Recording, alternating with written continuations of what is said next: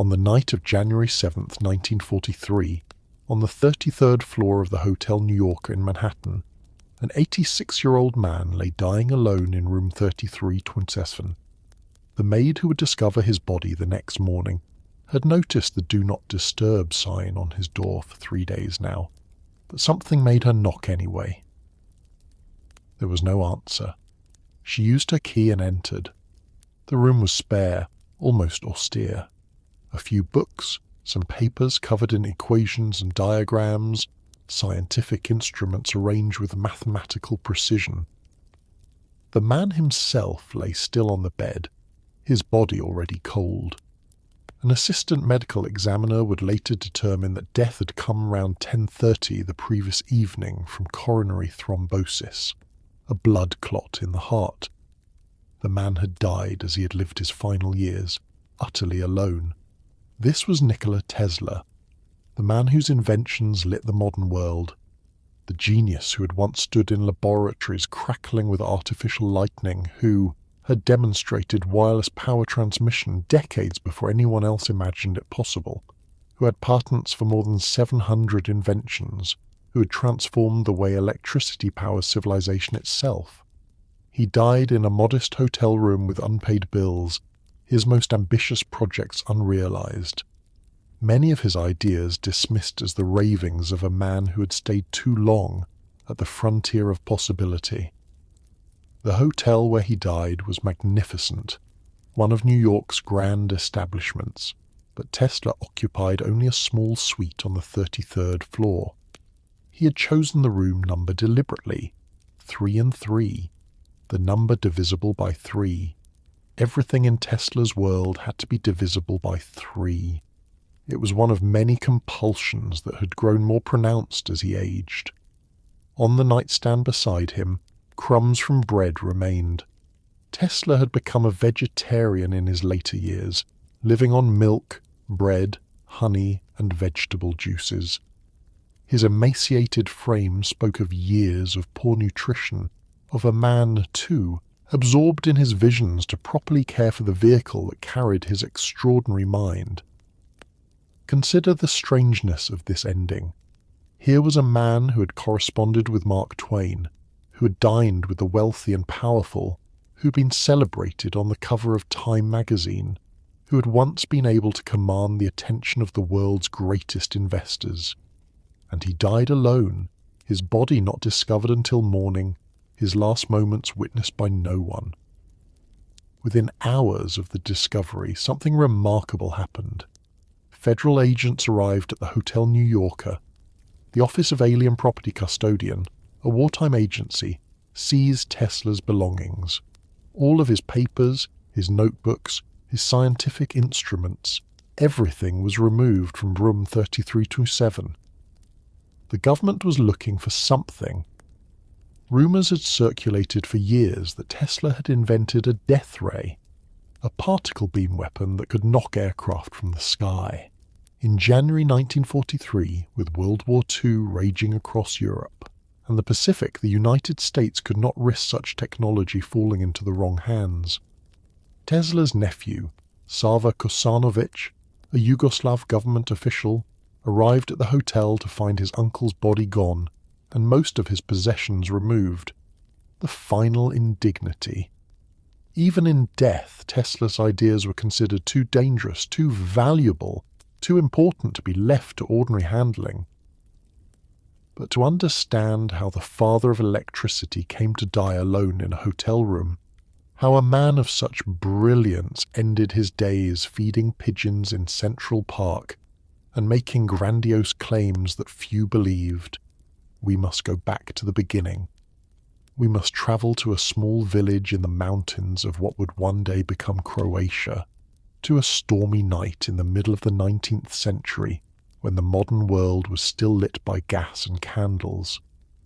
Before we begin this journey through the life of one of history's most extraordinary and tragic geniuses, please take a moment to like this video and subscribe to the channel. I'm always curious to know where in the world you're watching from tonight, so please leave a comment. And now, settle in. The village of Smiljan sat in the mountainous region called Lika. in the military frontier of the Austrian Empire. It was 1856, and this remote corner of Europe seemed far from the centres of power and progress.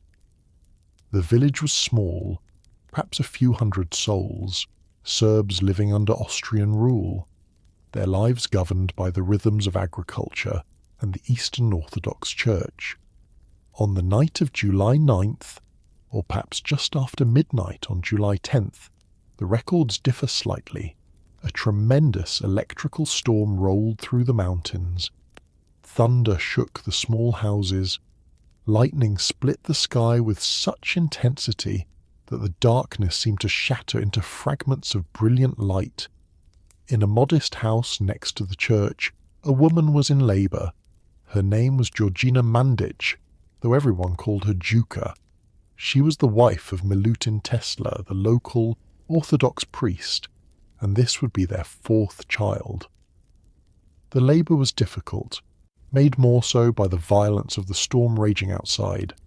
Lightning struck nearby, so close that the flash and thunder came simultaneously. At that exact moment, the baby was born. The midwife, a superstitious woman like most in the village, made the sign of the cross. "This child will be a child of darkness," she said, looking at the storm. "Born in such a tempest, surely this is an evil omen." Juka Tesla, exhausted from labour but fierce in her defence of her newborn son, responded immediately. "No," she said, "he will be a child of light." They named him Nikola after his mother's father, who had also been an Orthodox priest. Nikola Milutinov Tesla, the child of light, born in a storm of electricity. The world into which Nikola Tesla was born was on the cusp of transformation, though few in Smiljan could have known it. The year 1856 saw the end of the Crimean War, the founding of the Republican Party in the United States, the birth of Sigmund Freud. The Industrial Revolution was accelerating across Europe and America.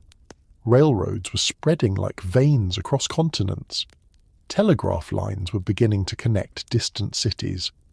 The first oil well would be drilled in Pennsylvania just 3 years later.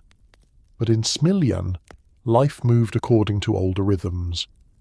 The Tesla family lived in a world of orthodox tradition, of farming and livestock, of long winters when the mountain passes filled with snow and the village turned inward on itself. The Austrian Empire governed them, but their hearts were Serbian. Their language was Serbian. Their church followed the Serbian Orthodox Rite. Their epic poems celebrated Serbian heroes and Serbian history. Milutin Tesla was not a simple village priest. He was an educated man, a graduate of a theological seminary, and he possessed a formidable intellect.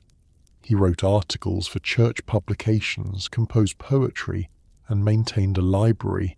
That was extraordinary for such a remote location. He had volumes of philosophy, theology, mathematics, and literature. He read German, Serbian, and Greek, and he had strong opinions about nearly everything. Milutin was also a stern father who believed that discipline shaped character. He gave his children mental exercises, memory drills, puzzles designed to strengthen their reasoning abilities. These were not gentle games, but rigorous training.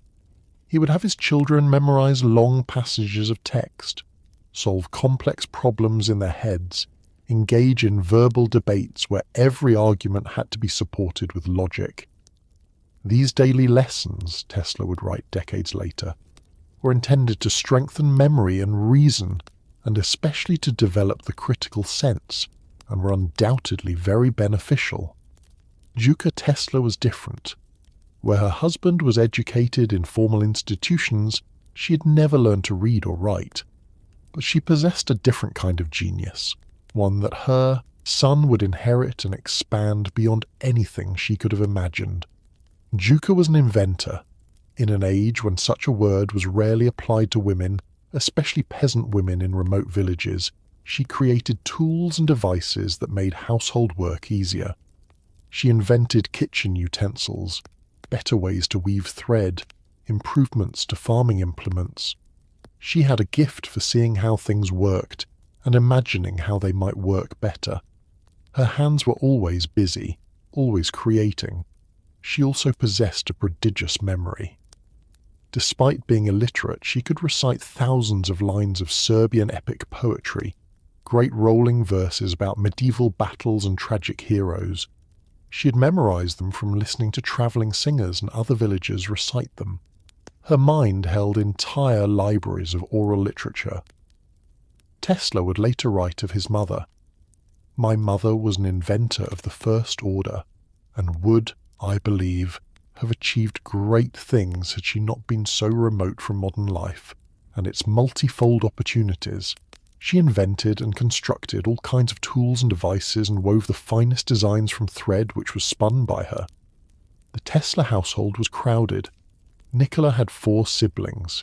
His older brother Dane, born in 1848, was considered extraordinarily gifted. Family stories suggested that Dane possessed a genius-level intellect, perhaps even greater than Nikola's would prove to be. He was the favourite, the brilliant firstborn son who would make the family proud. There were also 3 sisters: Milka, the eldest daughter, born around 1850, Angelina, born around 1852, and Marika, the youngest, born in 1858, when Nikola was already 2 years old.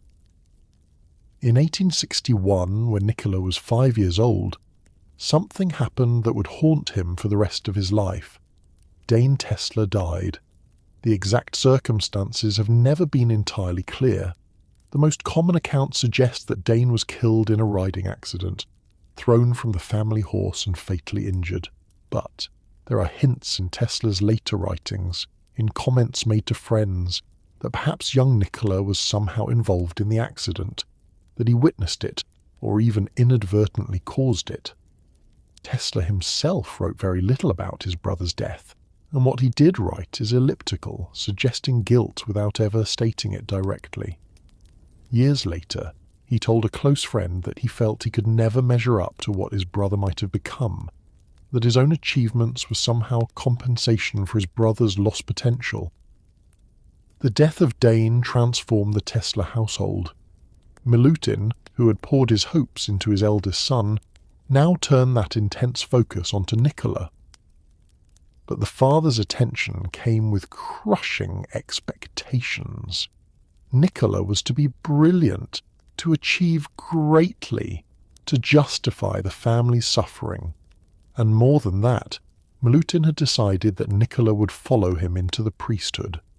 The boy would become a minister of the Orthodox Church. For young Nikola, who was already demonstrating a passionate interest in mechanical things and natural phenomena, this was a nightmare. He had no desire to become a priest. His mind was drawn to questions of how things worked, to problems of physics and engineering, to the natural world and its mysteries. In 1862, the family moved to Gospic, a somewhat larger town where Milutin had been offered a better position. Gospic was still remote, still provincial, but it had more educational opportunities than Smiljan. Nikola began attending the local school. From his earliest years, Tesla displayed abilities that set him apart. His memory was eidetic, almost photographic. He could read a page of text once and recite it back perfectly. He could visualize objects in 3 dimensions with such clarity that he sometimes had difficulty distinguishing his mental images from reality. This last ability would become one of his greatest assets as an inventor. Tesla discovered that he could design and test entire machines in his mind. He would visualize a device, imagine it operating, note where it would fail, redesign it mentally, test it again, all without building a single physical prototype. Only when he had perfected the design in his imagination would he bother to construct it in reality. But in childhood, this gift was sometimes a curse. Tesla experienced vivid hallucinations. Flashes of light would appear before his eyes, sometimes so bright that he could not see the real world around him. Images would superimpose themselves on his vision, detailed and realistic. The line between his inner world and outer reality was sometimes frighteningly thin. The boy was also discovering his passion for invention, though his early efforts were sometimes as destructive as they were creative. One of his earliest projects was a device to catch frogs. He fashioned it from reeds and thread, a simple mechanism but one that showed his budding understanding of mechanical advantage. He became quite adept at catching the creatures, until one day he decided to test another theory. Nikola had observed that frogs' legs twitched when exposed to certain stimuli. He wondered whether eating frogs might provide some kind of energy or power to humans, the way food generally provides strength. He convinced several of his playmates to join him in consuming raw frogs. The experiment ended badly, with all the children becoming violently ill. It was an early lesson in the importance of proper experimental methodology. At age 3, Nikola had his first encounter with the electricity, an experience that would shape his entire life. The Tesla family had a cat, a magnificent tom with thick black fur. Nikola loved the cat and would often stroke its back. One winter evening, in the dry air of the Croatian winter, something magical happened. As Nikola petted the cat, his hand produced sparks. Each stroke of the cat's fur generated tiny bursts of light in the darkness. The cat's back glowed with a blue aura, like some mythical creature from the Serbian folk tales his mother recited. Nikola was transfixed. "Why is this happening?" he asked his father. "What is the light?" Milutin, despite being a priest more concerned with theology than physics, provided the best answer he could. "It is electricity," he said, "the same force that creates lightning in the sky." The connection was instantaneous in the child's mind. The great powerful force that split the heavens during thunderstorms was somehow present in his own hand, controllable, producible through simple action. That evening, standing in the dark, stroking a cat and watching sparks fly, Nikola Tesla discovered his life's work. When he was 7 or 8, Nikola heard about Niagara Falls, the mighty waterfall on the border between the United States and Canada. His uncle had returned from a journey and described the enormous volume of water plunging over a cliff, the mist rising like clouds, the roar that could be heard for miles. The image captivated Nikola's imagination. That night, Nikola couldn't sleep. He lay in his bed, visualizing the falls, trying to comprehend the amount of water, the force it represented. And then, in the way that would characterize his entire approach to invention, he had a complete vision. He saw a great wheel being turned by the falling water, the rotation being converted into useful mechanical energy, perhaps even into electricity like the sparks he'd created with the cat. At breakfast the next morning, young Nikola announced to his family with complete conviction, "One day I will go to America and harness the power of Niagara Falls." His family smiled at the child's fantasy, but the vision would not leave him. For years afterward, Nikola would imagine that wheel turning endlessly, powered by the great falls. It became a sort of meditation, a mental image he would return to when he needed to calm his mind or focus his thoughts. Decades later, as a man of 39, Tesla would stand at Niagara Falls and watch as the first large-scale hydroelectric power station in history began operation, using his alternating current system to transmit electricity from the falls to Buffalo, New York, more than 20 miles away. The childhood vision had become reality. But in the years between the child's dream and the man's achievement, there would be tremendous struggle. As Nikola grew older, his unusual mental abilities became more apparent and more troublesome. He experienced vivid hallucinations, flashes of light so bright they would blind him temporarily. Images would appear before his eyes with photographic clarity, superimposing themselves on the real world. Sometimes these visions were beautiful, landscapes or faces. Other times they were terrifying. The line between his inner world and outer reality became frighteningly thin. Nikola learned to fear these episodes because he could not always distinguish what was real from what his mind was creating. A chair that appeared to be in front of him might be a hallucination, causing him to stumble when he tried to sit. A person who seemed to be standing in a doorway might vanish when he approached. His mother, Juka, noticed her son's struggles. She worked with him, teaching him exercises in concentration and willpower. She encouraged him to examine the visions carefully, to test them against reality, to develop methods for determining what was real. Nikola discovered that he could sometimes control the visions through intense concentration. If he focused his mind strongly enough, he could make the hallucinations fade.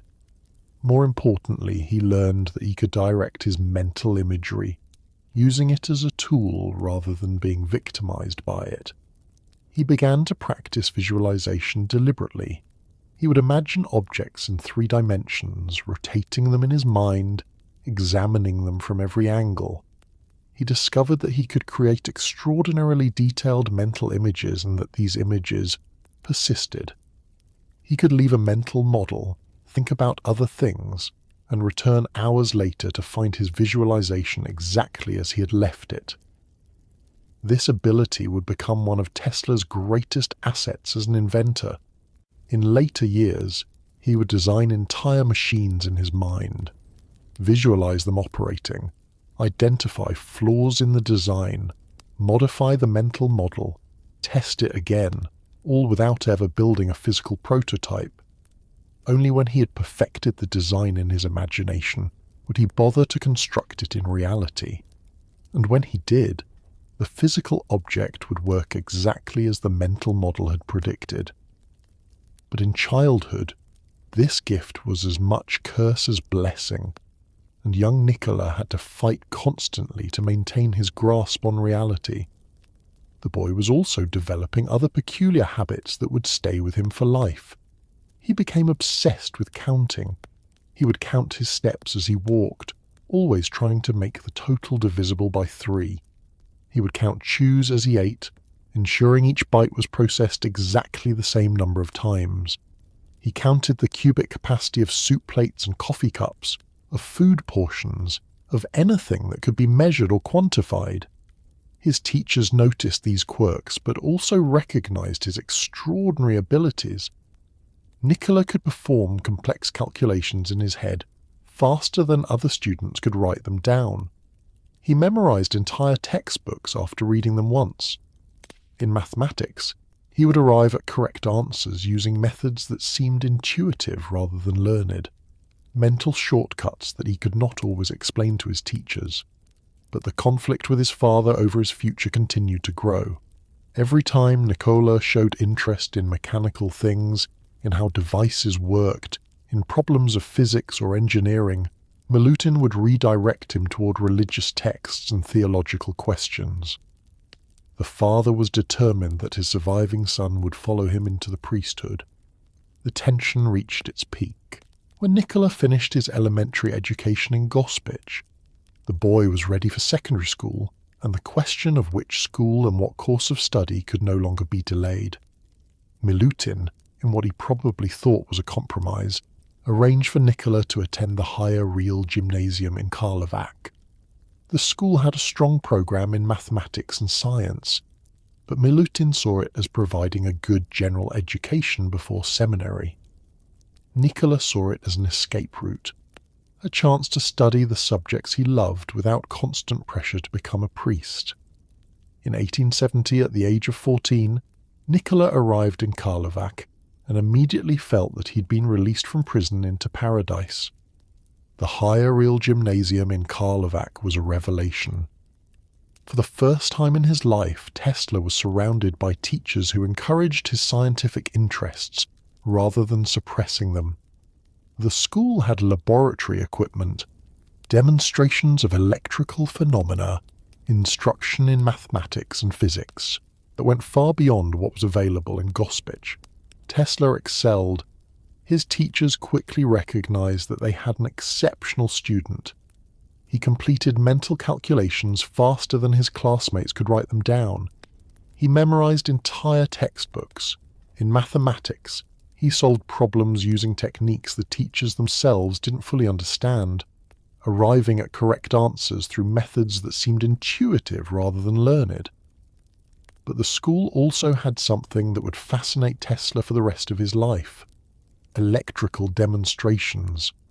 One of his teachers showed the students a primitive electric motor, a device that converted electrical energy into mechanical motion. Another demonstration involved a static electricity generator that could produce sparks and charge objects. Tesla was entranced.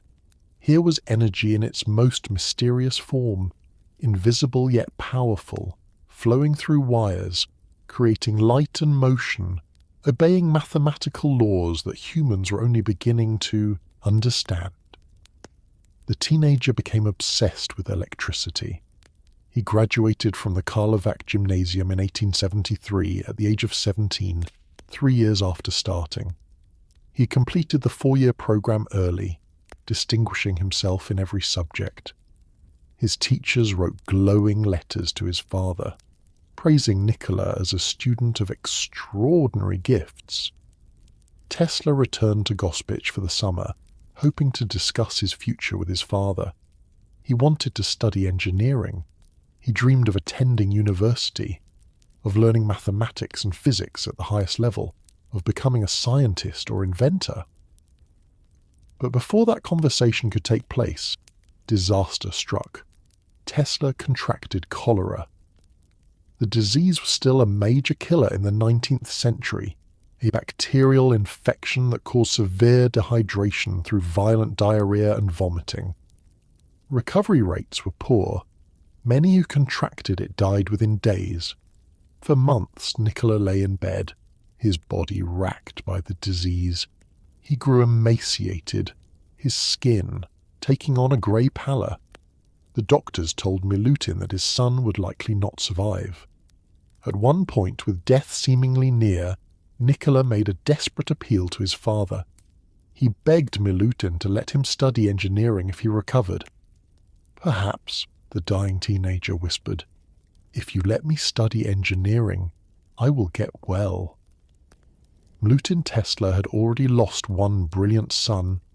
The thought of losing another was unbearable.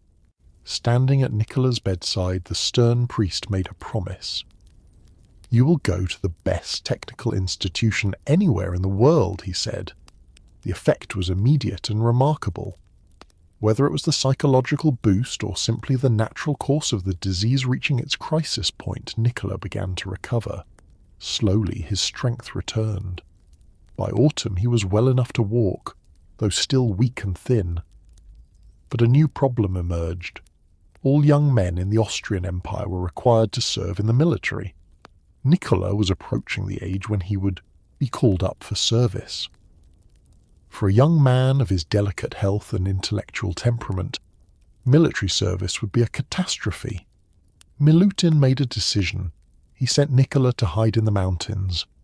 For a year, from 1873 to 1874, Tesla lived as a fugitive in the mountains of Lika. He stayed with remote farming families, far from the authorities who might draft him. It was a strange interlude, a young man of extraordinary intellectual gifts living among shepherds and farmers, helping with harvests, sleeping in rough mountain huts. But Tesla later described this year as one of the most valuable of his life. Away from books and classrooms, he was forced to rely on his own mind for entertainment. He thought deeply about the problems of physics and engineering that fascinated him.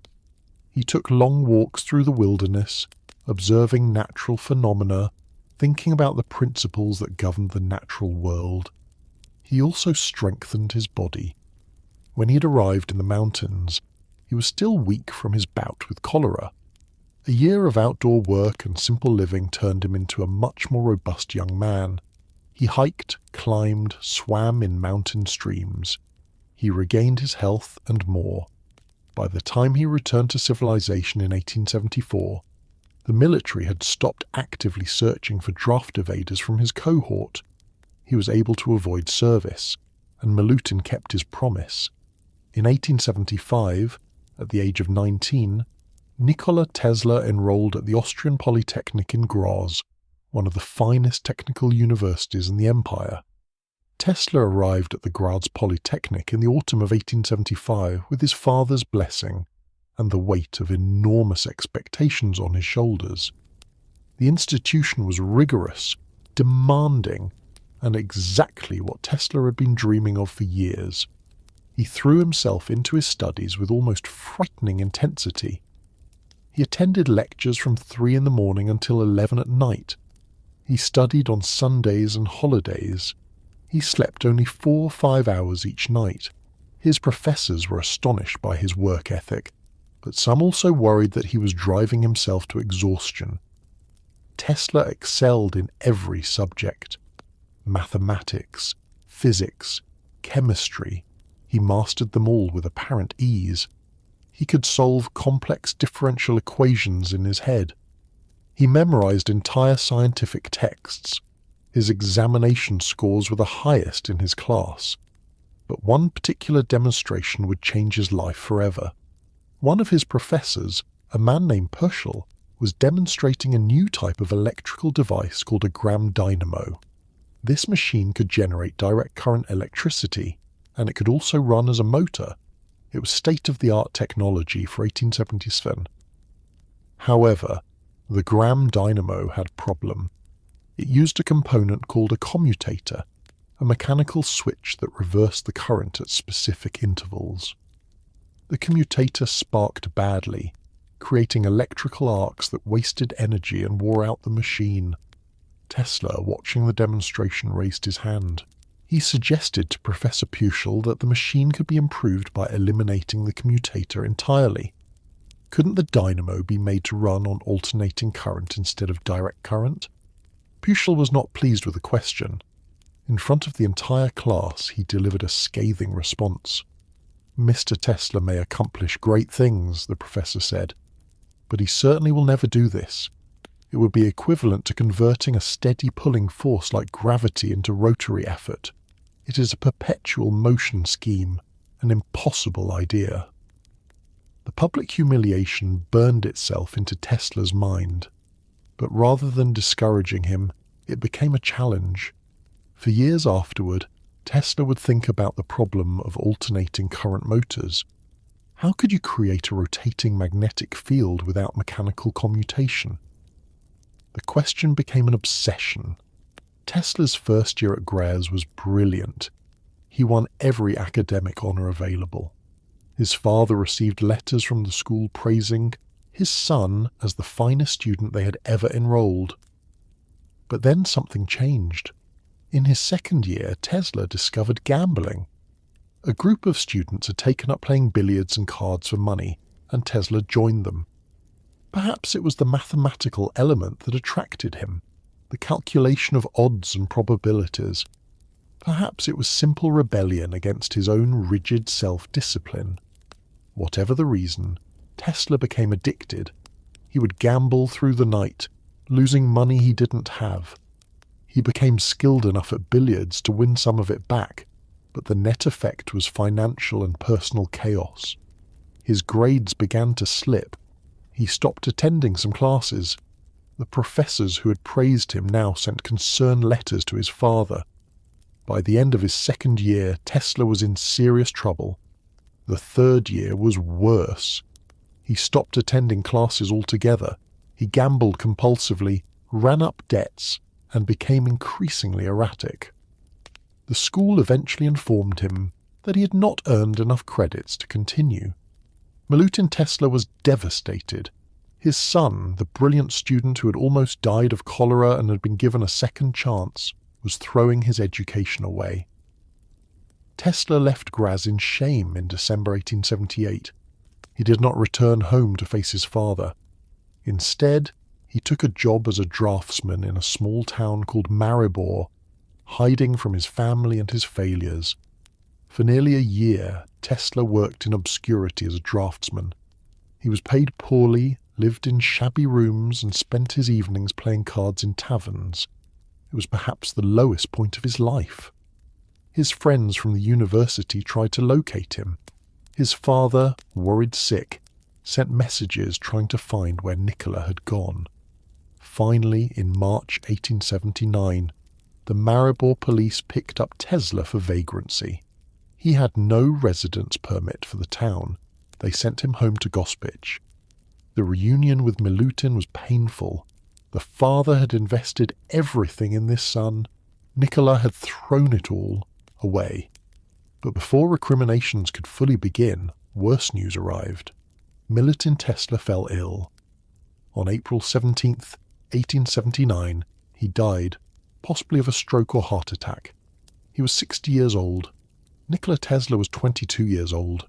His father had died disappointed in him. His university education was unfinished and in ruins. He had no degree, no prospects, and the burden of knowing he had failed the man who had sacrificed so much to give him opportunities. The guilt would haunt Tesla for the rest of his life. But from this catastrophic low point, something remarkable happened. Tesla pulled himself together. He enrolled at Charles Ferdinand University in Prague, hoping to complete his education. He only stayed for 1 semester, but it was enough to restore some of his confidence. More importantly, he swore off gambling forever. The addiction had nearly destroyed him, but he conquered it through sheer willpower. He would never gamble again for the rest of his long life. In 1880, at the age of 24, Tesla moved to Budapest. A family friend, Ferenc Puskás, had offered him a job working on a new telephone exchange system that the American company Continental Edison was installing in the city. Budapest was a revelation. It was a real city, cosmopolitan and modern, with electric lights, telephones, newspapers, cafes where intellectuals gathered to debate ideas. For a young man from rural Croatia who had spent the previous years in provincial towns or mountain villages, Budapest was intoxicating. Tesla worked diligently at the telephone exchange, demonstrating the brilliance that had characterized his early university years. He made improvements to the equipment, showed initiative, and impressed his superiors. But something else was happening in his mind. He was still thinking about Professor Pöschl's words, about the impossibility of an alternating current motor. The problem had been churning in his subconscious for years. Then, one evening in February 1882, everything changed. Tesla was walking in a Budapest park with a friend, Antal Szigeti. The sun was setting, painting the sky with brilliant colours. Tesla was reciting Goethe's Faust from memory, as he sometimes did when walking. He came to a particular passage. The glow retreats, done is the day of toil. It yonder hastes, new fields of life exploring. Ah, that no wing can lift me from the soil, upon its track to follow, follow soaring. As he spoke those words, the solution came to him with such force that he stopped walking. His friend later described it as though Tesla had been struck by lightning. Tesla grabbed a stick and began frantically drawing diagrams in the sand of the path. He drew circles, lines representing magnetic fields, sketches of rotating coils. The entire design of a working alternating current motor had appeared fully formed in his mind. "See my motor here," he told his astonished friend. "Watch me reverse it." There, in a Budapest park, Nikola Tesla had solved the problem that Professor Pöschl had declared impossible. He had invented the rotating magnetic field, the principle that would revolutionize the generation and distribution of electrical power. He spent the next months refining the design entirely in his mind, visualizing every component, testing every configuration mentally until he was absolutely certain it would work. What Tesla had invented was this. Instead of using a commutator to mechanically switch the current, he would use alternating current itself. Multiple coils arranged around the motor would be energized in sequence by AC power, creating a rotating magnetic field. A conductor placed in the center of this field would be dragged along by the rotation, creating mechanical motion. It was elegant. It was simple. It eliminated the problematic commutator entirely, and it would work. But Tesla was a young engineer with no money, no laboratory, and no reputation. He had a world-changing invention in his head and no way to bring it into reality. He needed to get to Paris. In the spring of 1882, Tesla made his way to Paris and secured a position with the Compagnie Continentale Edison, the French branch of Thomas Edison's electric light empire. He was hired as a junior engineer, but his obvious talents quickly became apparent. The Edison Company was expanding rapidly across Europe, installing their direct current electrical systems in factories, theatres, and wealthy neighbourhoods. These systems were based on DC generators that produced steady one-directional current, the same type of electricity that Professor Pöschl had demonstrated in Grèze. Tesla was assigned to troubleshoot problems with installations across Europe. He travelled to Strasbourg to fix a major electrical problem at a railway station. The work was successful, and Tesla used the opportunity to build his first physical prototype of the alternating current motor. He constructed it in his spare time, using materials he could scrounger afford on his meagre salary. When he finally powered it up and watched the rotor spin smoothly without any commutator sparking, without any mechanical switching at all, he knew he had proven Professor Pöschl wrong. But when he showed his working model to his Edison Company colleagues, their response was disappointing. They were committed to direct current. They saw no value in this strange new approach. Some suggested he should abandon such impractical ideas and focus on the proven DC system. Tesla grew frustrated. He was convinced that alternating current was superior to direct current for long-distance power transmission, but no one would listen. Then one of his supervisors, Charles Batchelor, told him something that would change his life. "You should go to America," Batchelor said. "Take your ideas to Thomas Edison himself." Edison was the most famous inventor in the world. If anyone would recognize the value of Tesla's motor, it would be the Wizard of Menlo Park. Batchelor wrote a letter of introduction for Tesla. According to legend, though the exact wording is disputed, the letter said something to the effect of, "I know two great men. One is you, and the other is this young man." In June 1884, at the age of 28, Nikola Tesla boarded a ship for America. He carried almost no money, a few books, and the plans for inventions that would transform the world.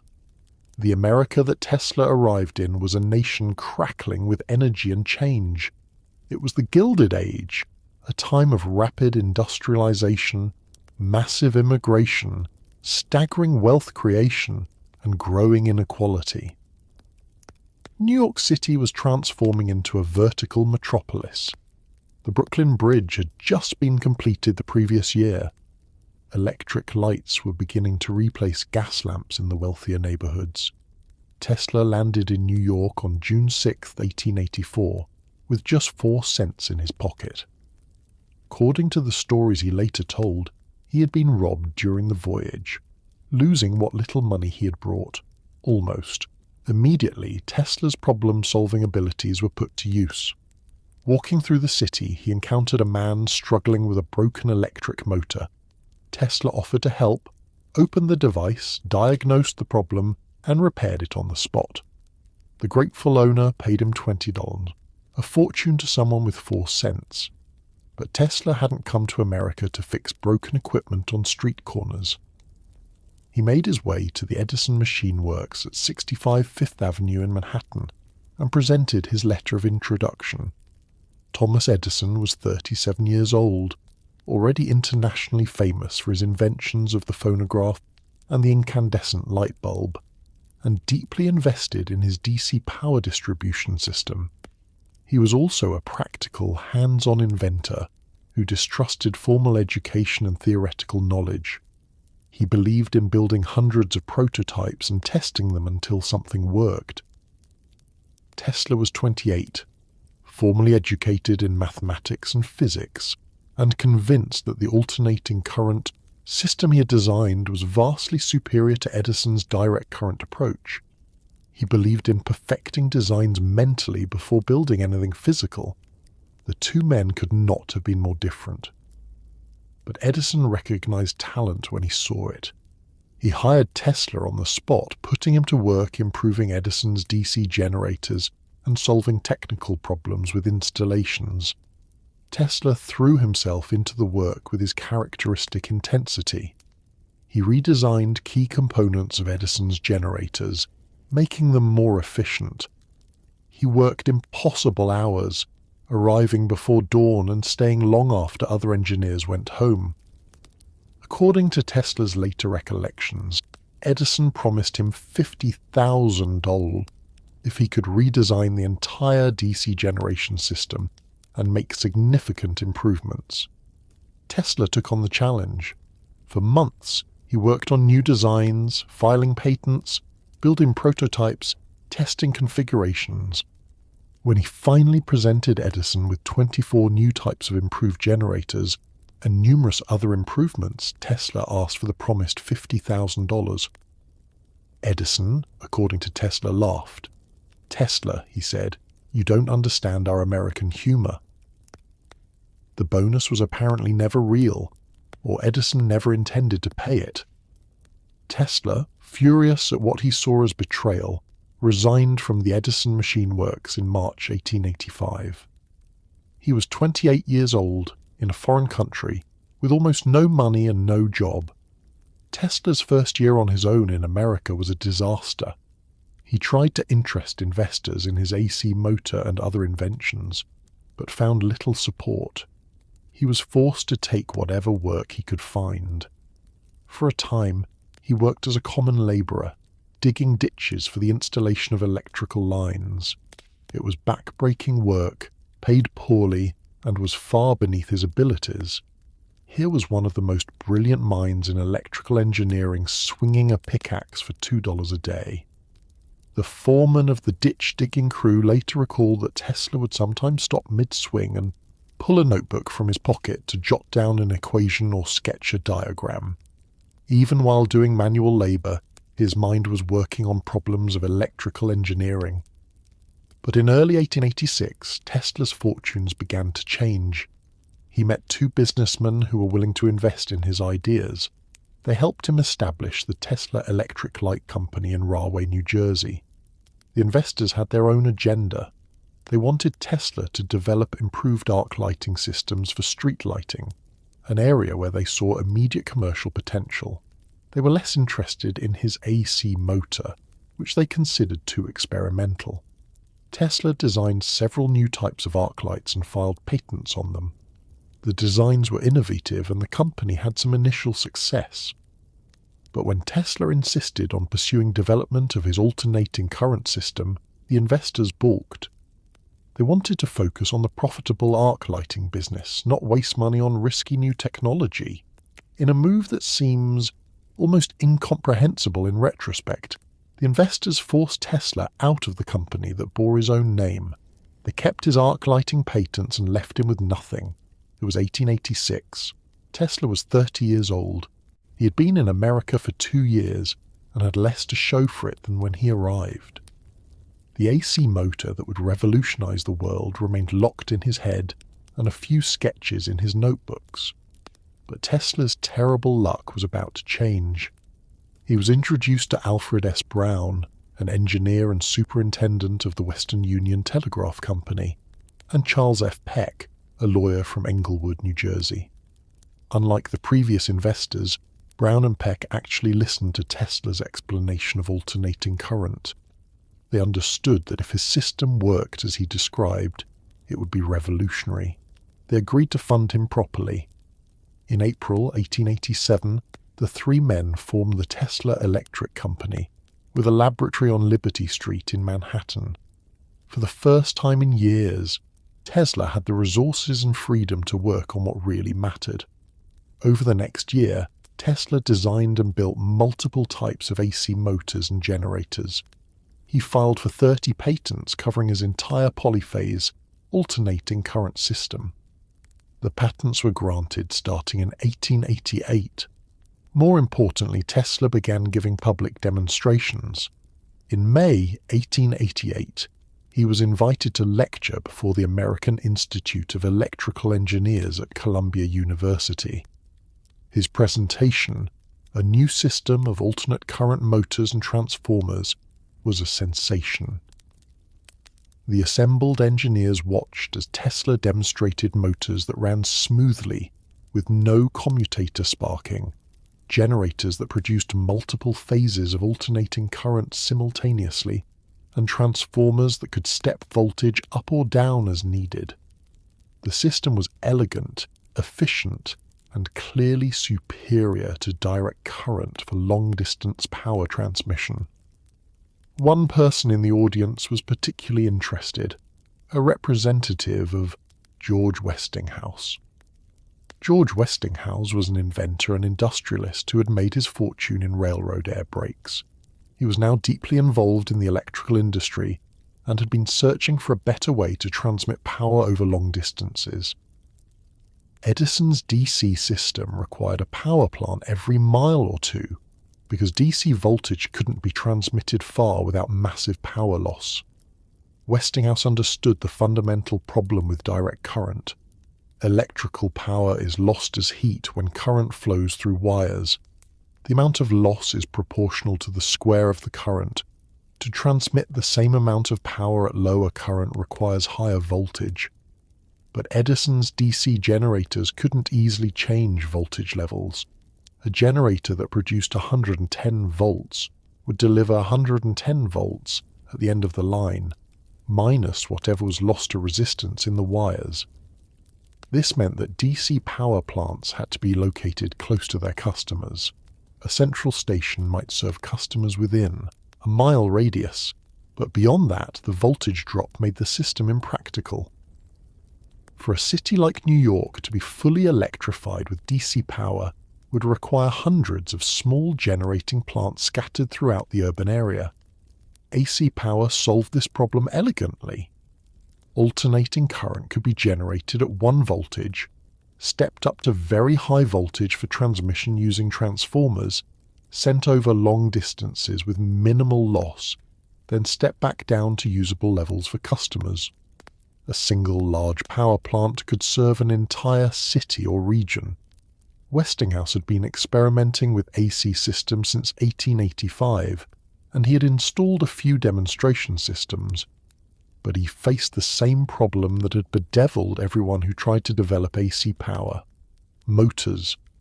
The electrical loads of the late 1880s were primarily lighting, which worked fine with AC, but there was growing demand for electric motors to power machinery. And nobody had a practical AC motor that worked reliably. Direct current motors were simple and well understood. AC motors existed, but they were inefficient, unreliable, and limited in their applications. This single technical problem was holding back the entire industry. Then Westinghouse's representatives attended Tesla's lecture at Columbia University in May 1888 and saw something that changed everything. Here was not just one AC motor, but an entire family of motors based on Tesla's rotating magnetic field principle. 2-phase motors, 3-phase motors, motors of various sizes and configurations, all operating smoothly and efficiently without commutators, without sparking, without the mechanical complexity that made DC motors expensive to build and maintain. Within days of the lecture, Westinghouse dispatched representatives to meet with Tesla. Initial negotiations were handled through intermediaries, but eventually Westinghouse himself travelled to Tesla's laboratory to see the inventions firsthand. The two men could not have been more different. Westinghouse was a practical businessman, focused on what could be manufactured and sold profitably.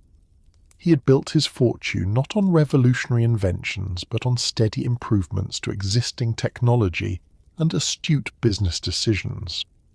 Tesla was a visionary who cared little for commercial considerations, more interested in the elegance of his solutions than in their marketability.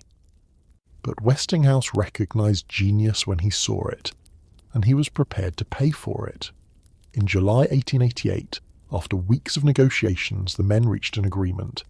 Westinghouse would pay $60,000 in cash for the rights to Tesla's AC patents.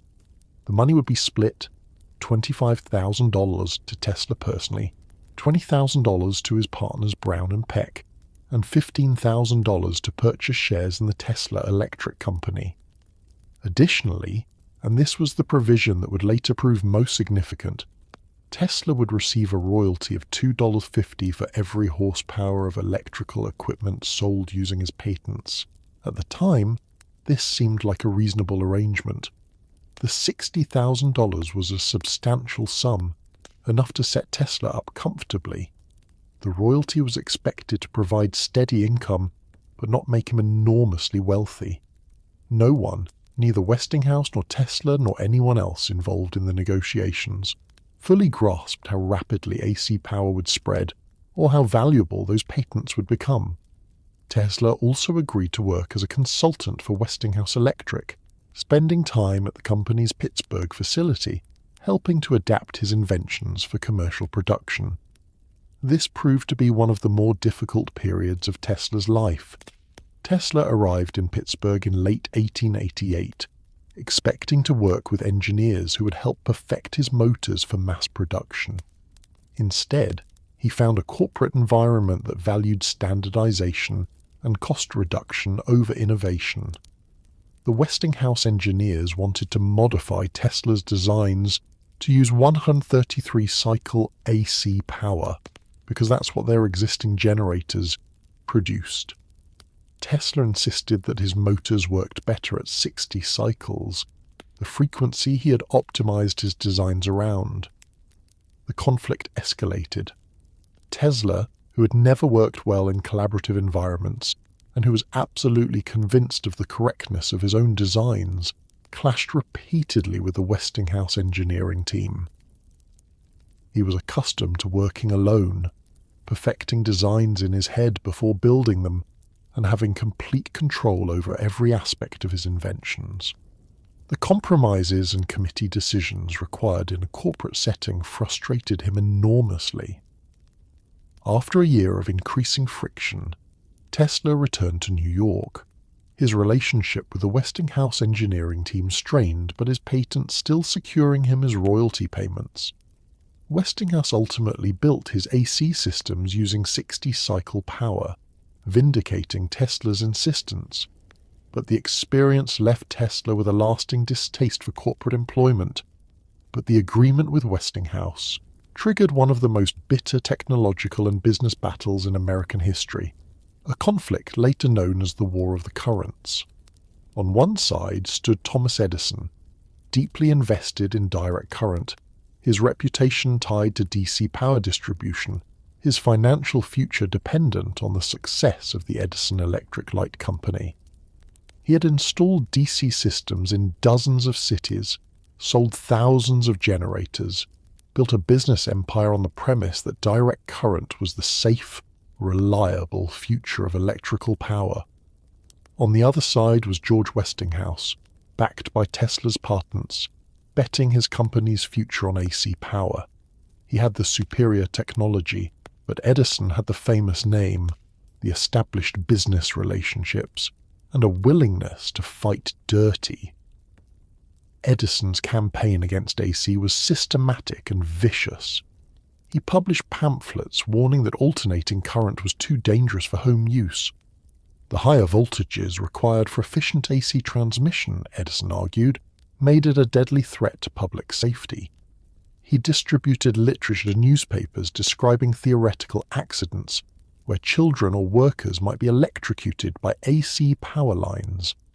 When warnings alone didn't seem sufficient, Edison moved to public demonstrations. Starting in 1888, Edison and his associates began a series of gruesome spectacles designed to associate AC power with death in the public mind. Edison's employees traveled to towns where Westinghouse was proposing to install AC systems, bringing with them a portable generator and a collection of unfortunate animals. In public squares, Before crowds of townspeople, they would electrocute dogs, cats, and even horses using alternating current. The demonstrations followed a script. An employee would explain that this was the same type of electricity that would be running through the wires in your homes if you accepted Westinghouse's dangerous AC system. Then the animal would be led onto a metal plate connected to an AC generator. Another plate would be positioned to complete the circuit, and the power would be switched on. The animal would convulse, smoke rising from its body, and die in obvious agony. The public reaction was exactly what Edison wanted. People were horrified and began to associate AC power with danger and death. Local newspapers would print shocking accounts of the demonstrations, often accompanied by Edison's warnings about the dangers of AC. But Edison's most infamous contribution to the War of the Currents involved the development of the electric chair. In 1888, the New York State Legislature was debating how to make capital punishment more humane. Hanging was considered barbaric, prone to failure, and often resulted in slow, agonizing deaths. Various alternatives were proposed, and eventually attention focused on the possibility of using electricity. A committee was formed to study electrical execution. Edison, despite being publicly opposed to capital punishment, saw an opportunity to damage his rival. He testified before the committee, recommending that if New York State was going to execute criminals with electricity, they should use alternating current generators manufactured by Westinghouse. He helpfully provided technical specifications for how such a device might be constructed. Edison even coined a new term. Instead of saying someone was electrocuted, he suggested they should say the person was Westinghoused, directly associating his competitor's name with death. Harold P. Brown, an electrical engineer who worked closely with Edison, though not as a direct employee, became the public face of this campaign. Brown conducted additional animal experiments and provided technical advice for the development of the electric chair. He went so far as to secretly purchase Westinghouse AC generators through intermediaries so that the first electric chair would indeed use Westinghouse equipment. The first execution by electric chair took place on August 6, 1890. William Kemmler, convicted of murdering his lover with a hatchet, was strapped into the chair at Auburn State Prison in New York. The execution was botched horribly. The first shock lasted 17 seconds and failed to kill Kemmler, though it did render him unconscious. A second shock lasting more than a minute finally killed him, but not before his body had begun smoking and the smell of burning flesh filled the execution chamber. Witnesses were horrified. George Westinghouse, when informed of the details, reportedly said they would have done better with an axe. But Edison and Brown used even this disaster to promote their cause, arguing that AC was so dangerous it couldn't even reliably kill a man when that was the specific intent. Westinghouse fought back, but his responses were more technical and less sensational than Edison's attacks. He published articles explaining the science of electrical transmission, the safety advantages of AC when properly installed, and the superior economics of AC distribution. He pointed out that DC was just as deadly as AC at comparable voltages, and that the proper comparison was between well-designed AC systems and well-designed DC systems, not between AC at transmission voltages and DC at user voltages. But technical arguments carried less weight than burning dogs and electric chair executions in the court of public opinion. The battle might have continued for years, with both sides bleeding money in advertising and propaganda, except that events were about to overtake the combatants.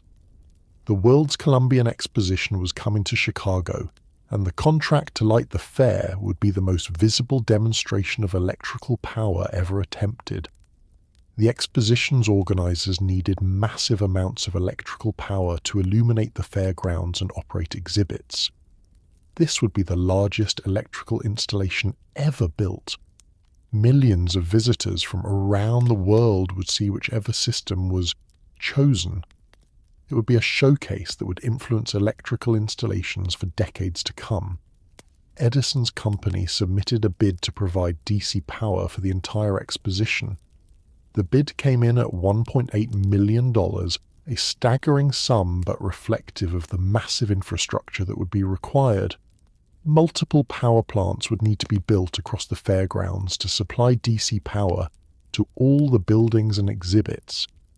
Westinghouse, using Tesla's AC system, bid $389,000. The difference was dramatic and reflected the fundamental advantage of AC power.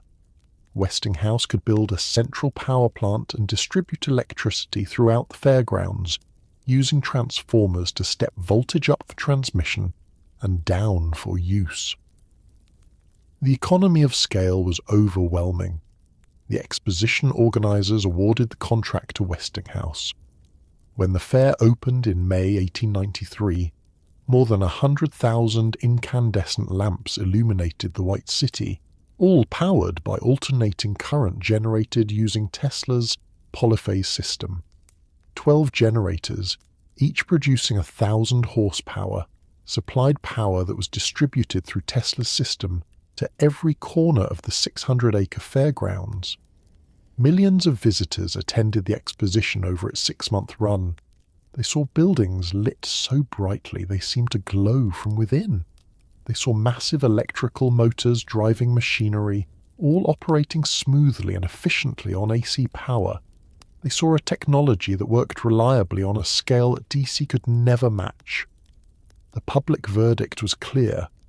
Whatever dangers Edison claimed for AC power, here it was, operating safely and magnificently in the most public demonstration imaginable. The arguments about animal electrocutions and electric chairs seemed suddenly irrelevant in the face of this gleaming, functioning testament to AC's superiority. But the final decisive victory for AC came not from an exposition, no matter how impressive, but from harnessing the natural wonder that Tesla had dreamed of as a child. Niagara Falls was about to become the ultimate proving ground for electrical power transmission. The Niagara Falls power plant began operation in 1895. Tesla's polyphase alternating current system transmitted electrical power from the falls to Buffalo, New York, more than 20 miles away. It was the largest power transmission project yet attempted, and it worked flawlessly. The War of the Currents was over. AC had won. By 1900, Edison himself quietly began converting his systems to alternating current. Tesla's royalties from the Westinghouse contract should have made him extraordinarily wealthy.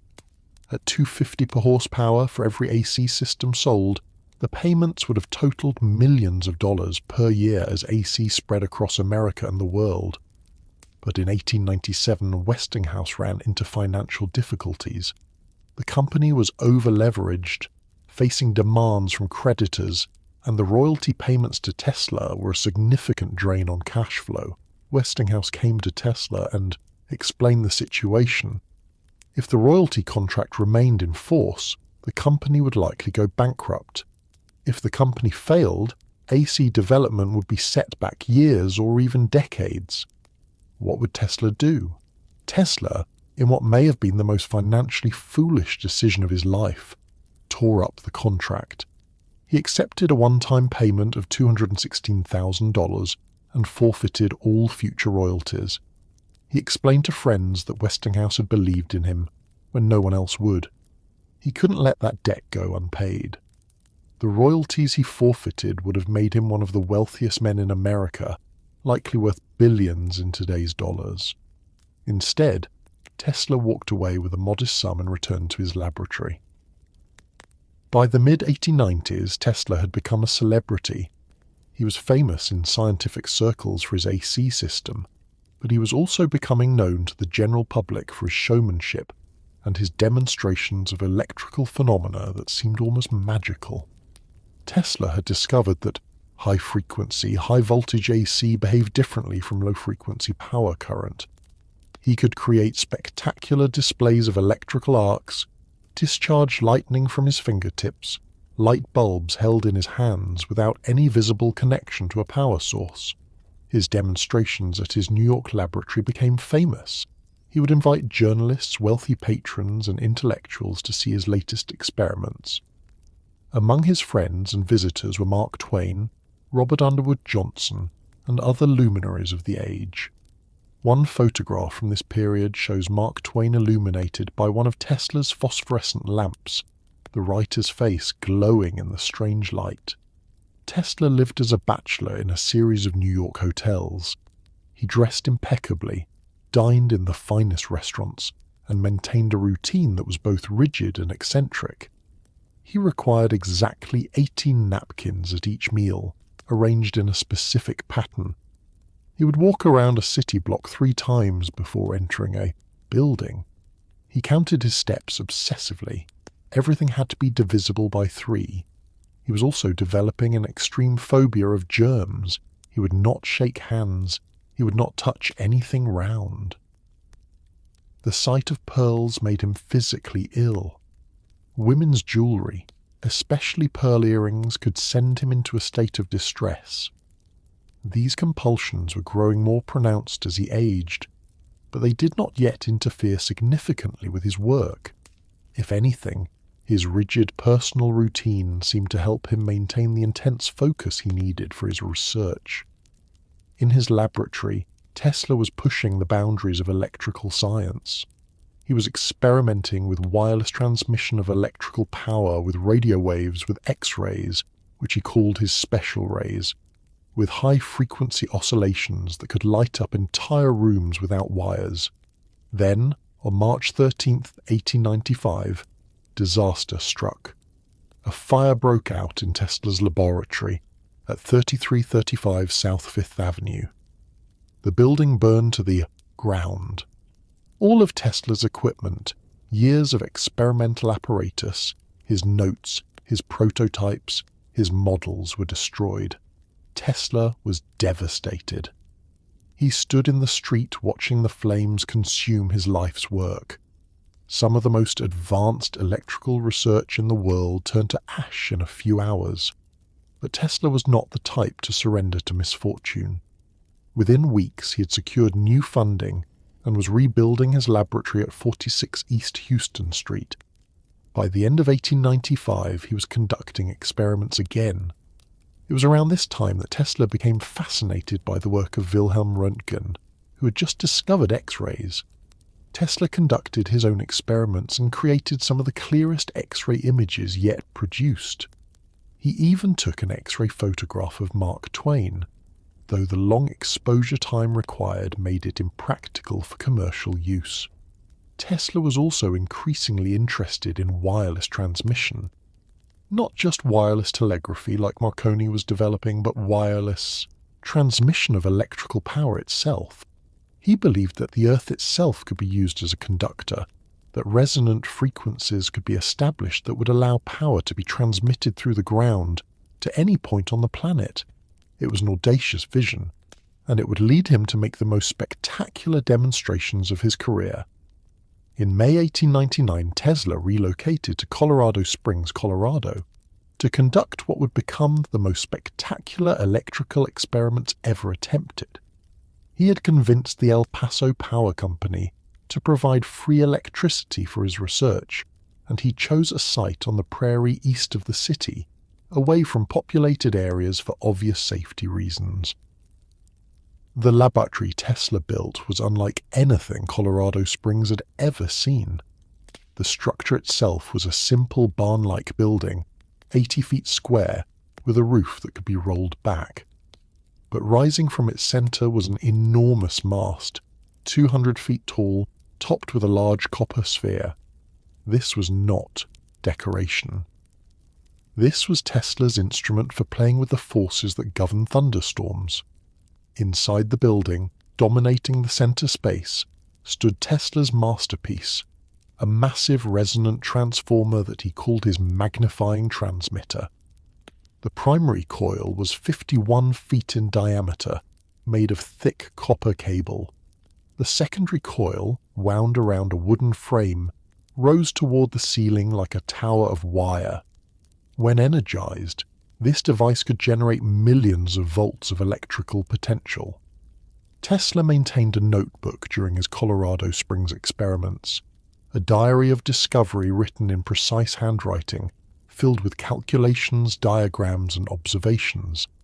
The notebook still exists, and it reads like the journal of a man who has discovered a new continent and is mapping it for the first time. His days followed a rigorous schedule. He would rise early, conduct calculations, and plan the evening's experiments, then spend his afternoons preparing equipment. The actual experiments could only be conducted after dark when the demand on the El Paso Power Company's generator was lowest, and they could provide him with the massive amounts of current he required. One of Tesla's first goals was to establish a standing wave in the Earth itself. He theorized that by sending electrical pulses into the ground at precisely calculated frequencies, he could create resonant waves that would circle the planet and return to their starting point. If this worked, it would prove that the Earth could act as a conductor for electrical power transmission. Night after night, Tesla sent pulses of electrical energy into the ground through a connection to the city's water pipes and his own underground grounding system. He used sensitive receiving equipment to detect the returning signals, and one night in June 1899, he detected it. A resonance, a pattern suggesting that his pulses were indeed circling the Earth and returning.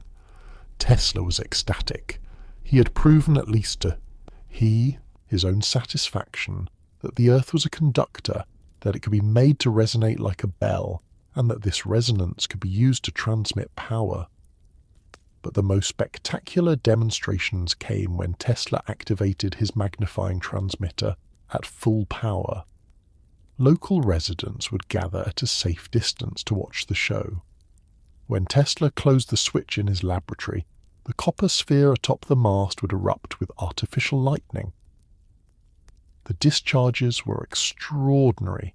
Streamers of brilliant blue-white electrical fire would shoot from the sphere, branching like natural lightning, sometimes reaching lengths of 135 feet.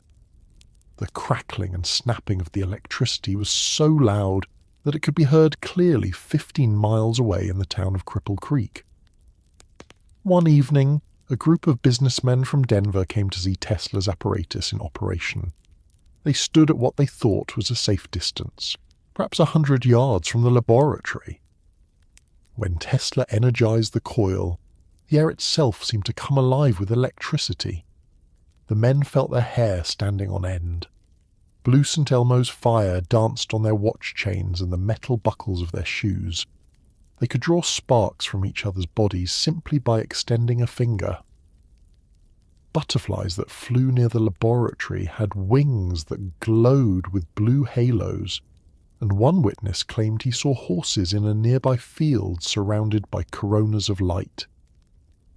Inside the laboratory, standing near his apparatus, Tesla himself became part of the electrical display.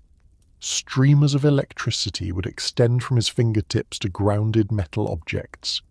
He could light an incandescent bulb by simply holding it in his hand, the electrical current flowing through his body harmlessly at the high frequencies his apparatus generated.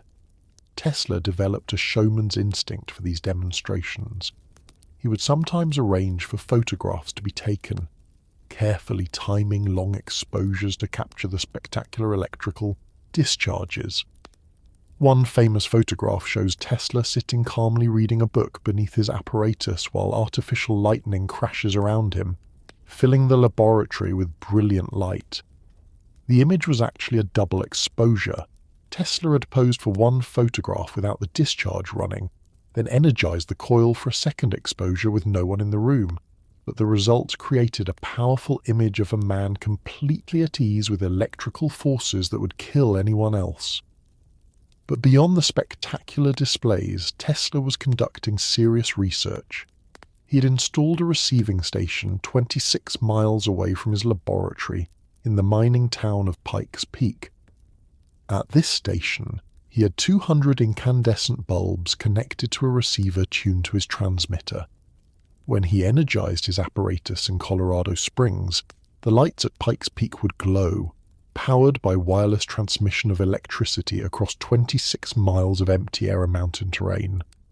The receiving equipment was remarkably simple, just a wire antenna and a tuned circuit, yet it received enough power to light 200 bulbs. Tesla saw this as proof of concept. If he could transmit power 26 miles with this experimental setup, imagine what could be done with a properly designed system on a global scale.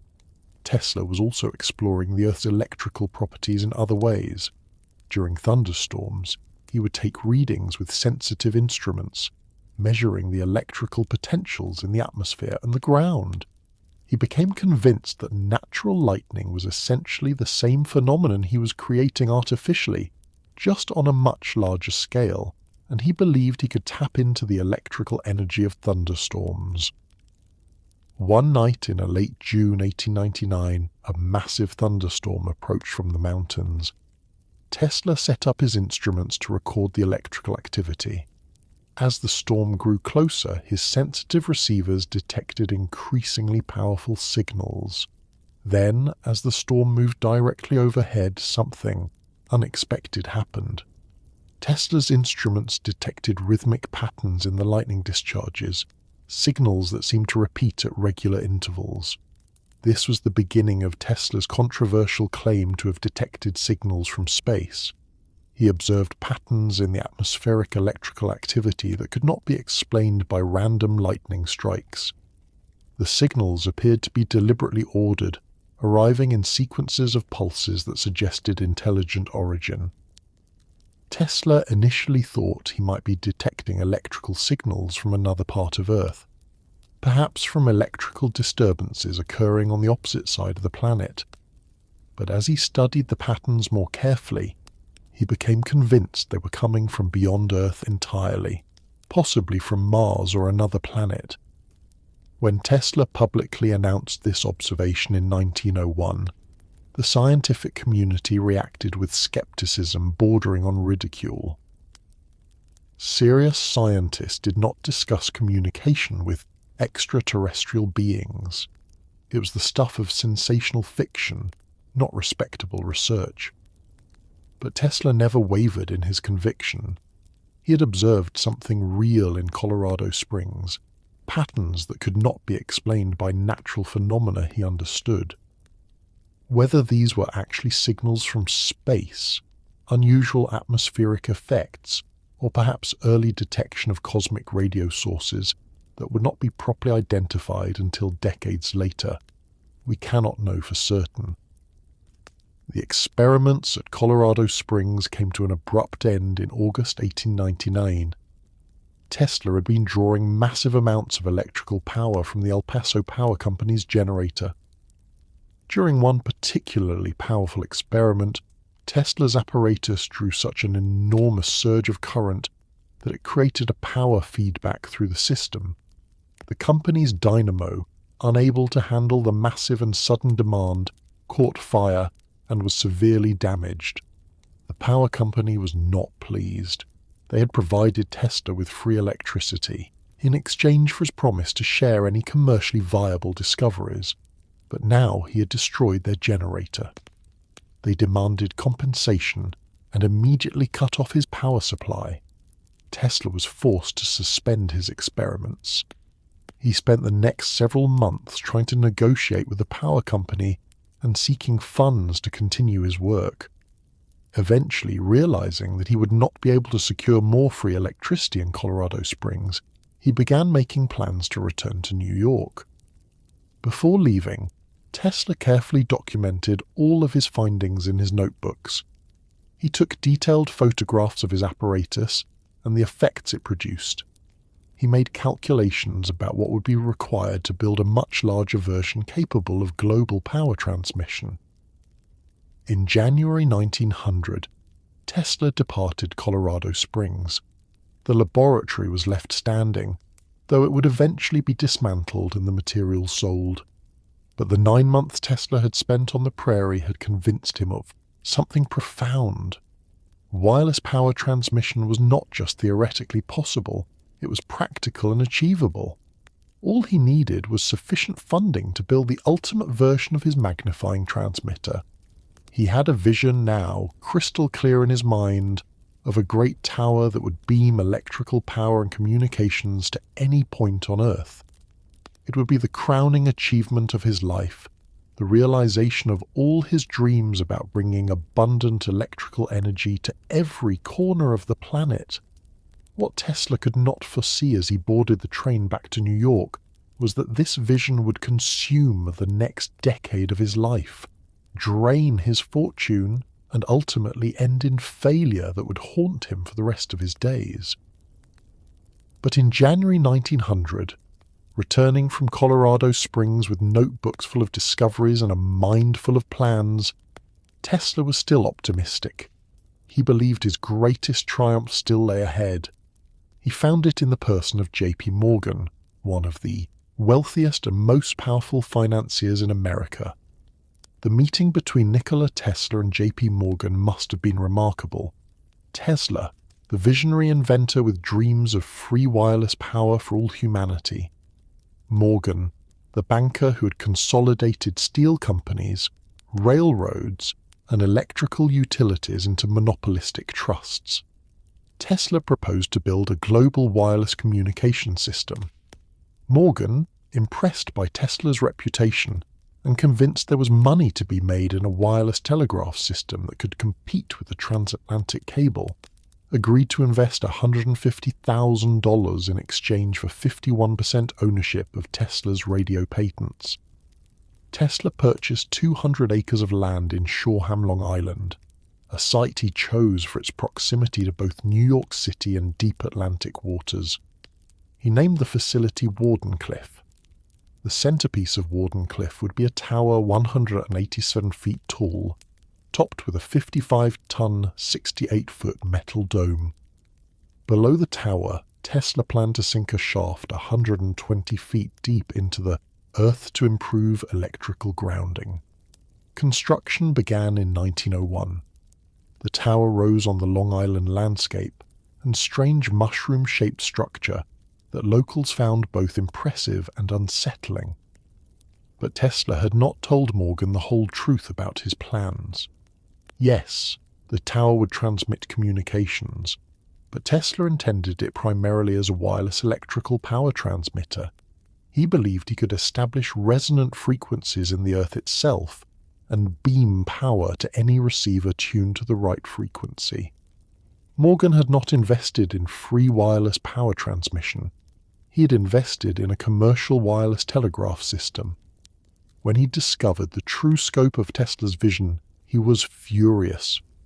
Moreover, in December 1901, Guglielmo Marconi succeeded in transmitting a radio signal across the Atlantic Ocean. Morgan's investment in Tesla's communication system suddenly looked obsolete before it was even completed. Morgan refused to provide additional funding. Tesla desperately sought other investors, but none were willing to take the risk. The Wardenclyffe Tower was never completed. The facility stood half-finished, a monument to abandoned dreams. By 1903, Tesla was in serious financial trouble. His patents on the AC system had begun to expire. The Westinghouse royalties were long gone. Wardenclyffe had consumed his savings and left him deeply in debt. In 1904, the United States Patent Office reversed its previous decision and awarded the patent for radio transmission to Marconi, despite the fact that Marconi's designs used components that Tesla had patented years earlier. This decision remains controversial, and the Supreme Court would eventually reverse it in 1943, after both Tesla and Marconi were dead. Tesla continued to work on turbines, improvements to his electrical systems, and various other projects. But the grand era of his major breakthroughs was over. He was approaching 50 years old, and the world was beginning to pass him by. In 1905, bankrupt and unable to pay his workers, Tesla abandoned Wardenclyffe. The facility sat empty for years, a slowly deteriorating reminder of what might have been. The tower was finally demolished in 1917 by the US government, which feared it might be used by German spies to communicate with submarines. The scrap metal from the tower sold for $1,750. For Tesla, it was the final indignity of a project that had consumed his fortune and his dreams. From 1906 onward, Nikola Tesla's life became a slow descent into obscurity and poverty. He moved from one New York hotel to another, frequently unable to pay his bills, leaving behind unpaid debts. He continued to work, to invent, to dream up new devices and systems. He filed patents for improved turbines, for systems to detect submarines, for vertical takeoff aircraft, for dozens of devices that exist only in patent documents. But without funding, without a laboratory, without the ability to build prototypes and demonstrate his ideas, Tesla could not bring any of these inventions to practical reality. In 1915, newspapers reported that Tesla and Edison would share the Nobel Prize in Physics. Tesla was reportedly furious at the prospect of sharing the honor with his old rival. The prize was ultimately awarded to neither man, going instead to William Henry Bragg and William Lawrence Bragg for their work on X-ray crystallography. Some historians believe Tesla refused the prize because he didn't want to share it with Edison. Others argue that the Nobel Committee simply reconsidered and chose different laureates. The truth remains unclear.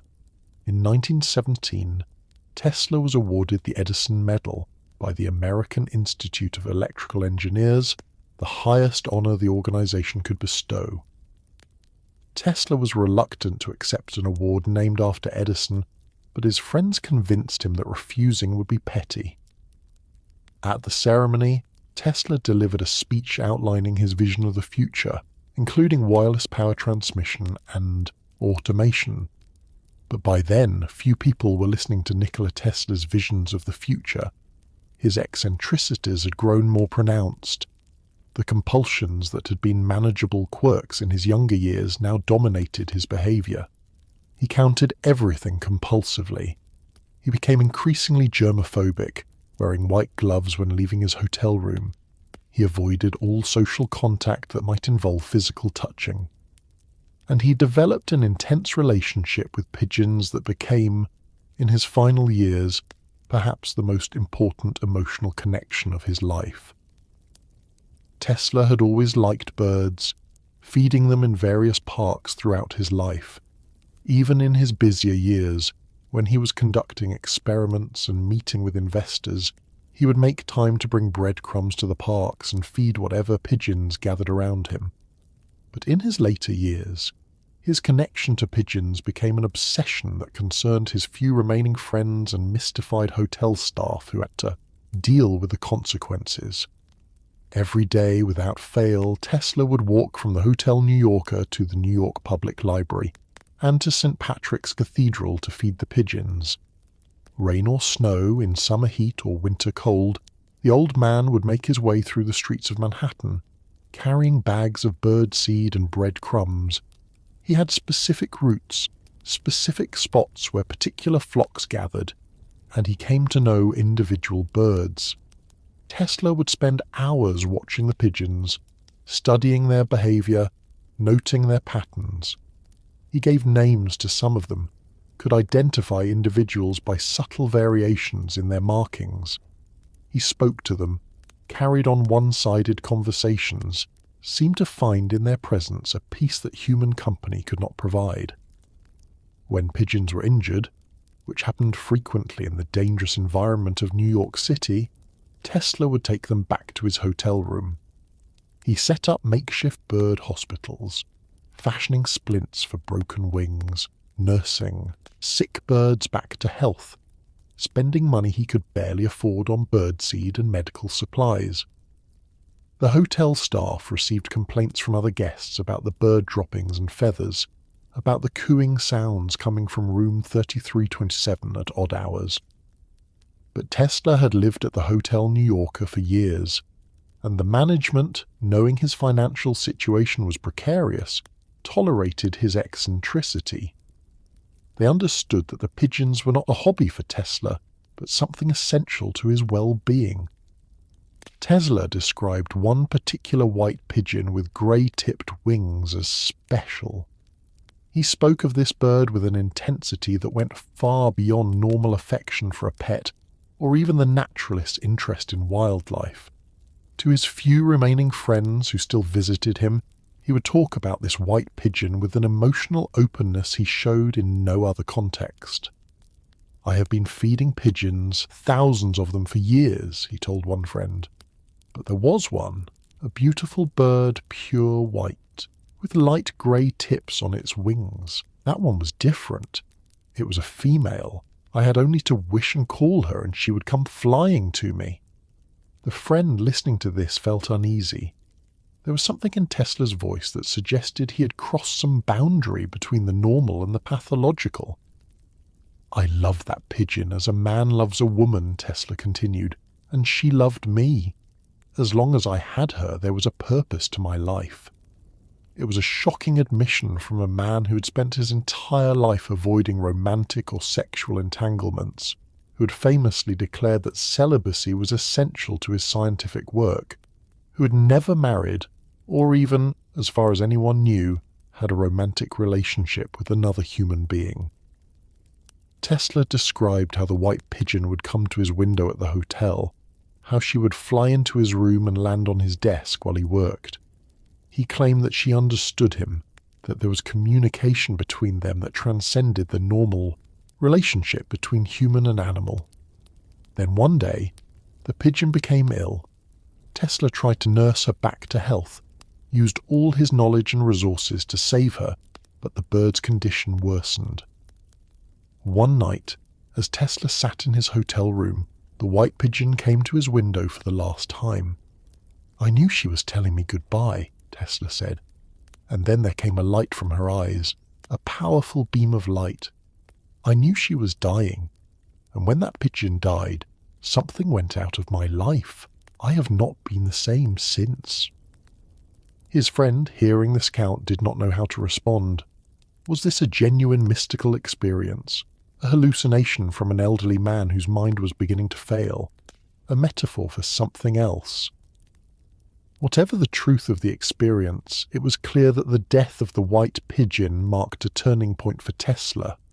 After that, his public pronouncements became even more grandiose and disconnected from reality. His claims about his inventions grew more extravagant and less plausible. He seemed to be withdrawing further into a world of his own creation, a world where the boundaries between the possible and the impossible had dissolved. Psychologists and biographers who have studied Tesla's life have offered various interpretations of his relationship with the pigeons. Some see it as a displaced expression of the human connection he was unable to achieve, a safe way to experience affection without the complications and intimacy that human relationships would have required. His germophobia and compulsions made physical contact with humans difficult or impossible, but he could touch and hold birds without the same anxieties.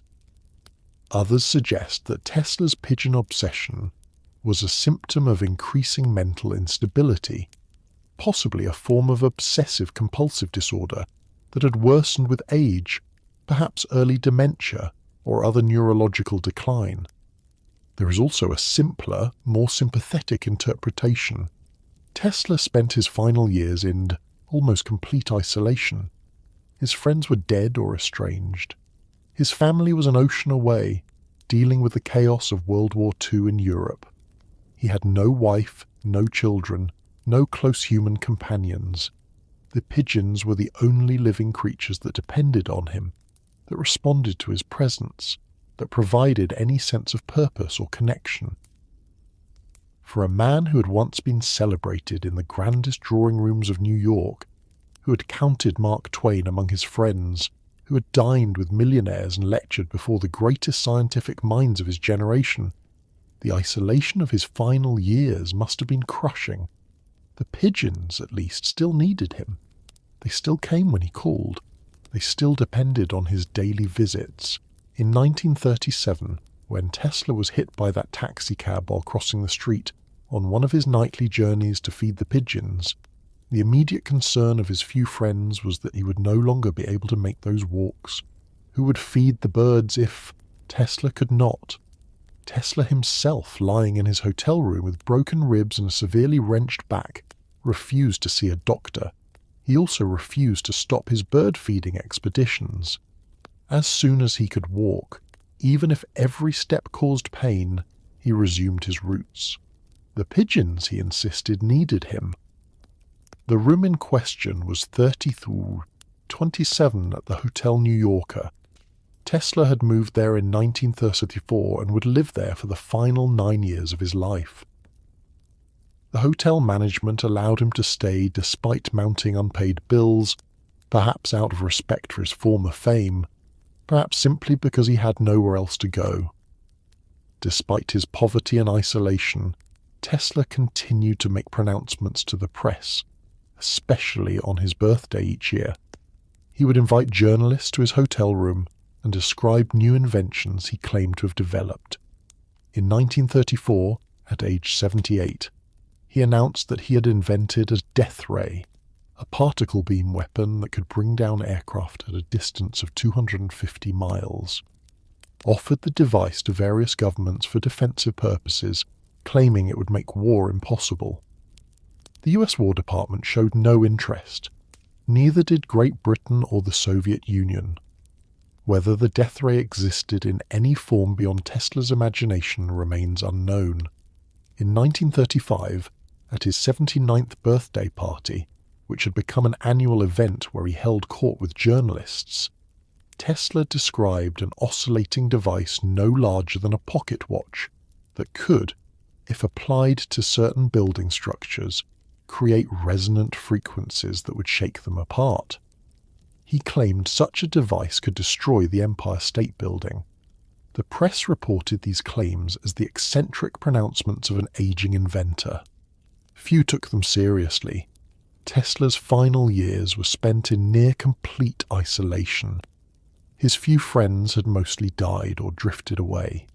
His family in Europe was dealing with the outbreak of World War II. Tesla himself was cut off from the modern world by his eccentricities, his poverty, and his refusal to acknowledge that his greatest work was 4 decades behind him.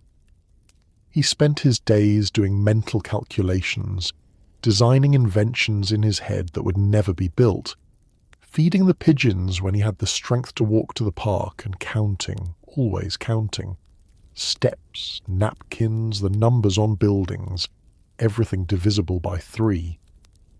At night, in room 3327, he would sometimes stand at the window and look out at the city he had helped to electrify, at the lights blazing in buildings across Manhattan, powered by alternating current, transmitted over long distances, made possible by the system he had invented more than 50 years earlier. Every light in New York was a testament to Tesla's genius. But the man who'd made it all possible was dying alone, largely forgotten, in a modest hotel room. And so we returned to where we began. On the night of January 7th, 1943, Nikola Tesla died alone in room 3327 of the Hotel New Yorker. He was 86 years old. The maid, Alice Monaghan, found his body the next morning. The Do Not Disturb sign had been on his door for 3 days. She had worried, and she was right to worry.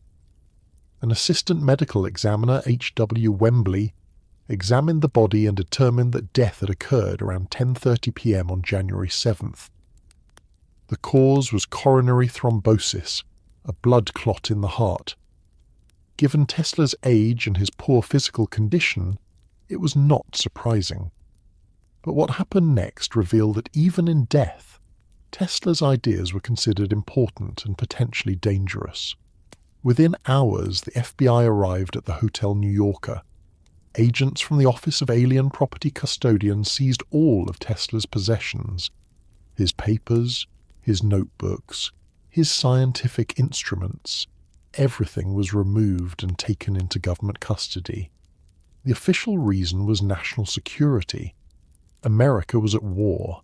and there were concerns that Tesla's papers might contain information about advanced weapons or other technology that could be useful to the enemy.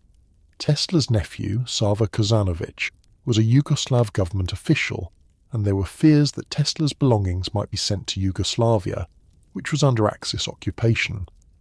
The government called in Dr. John G. Trump, a professor of electrical engineering at MIT and uncle of the future president, to examine Tesla's papers.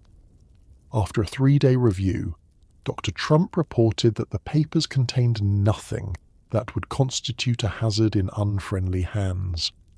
Most of Tesla's notes, Trump concluded, were primarily of a speculative, philosophical, and somewhat promotional character, and did not include new, sound, workable principles or methods. The death ray, if it had ever existed, was not among Tesla's papers. Neither were plans for earthquake machines or wireless power transmission systems that actually worked.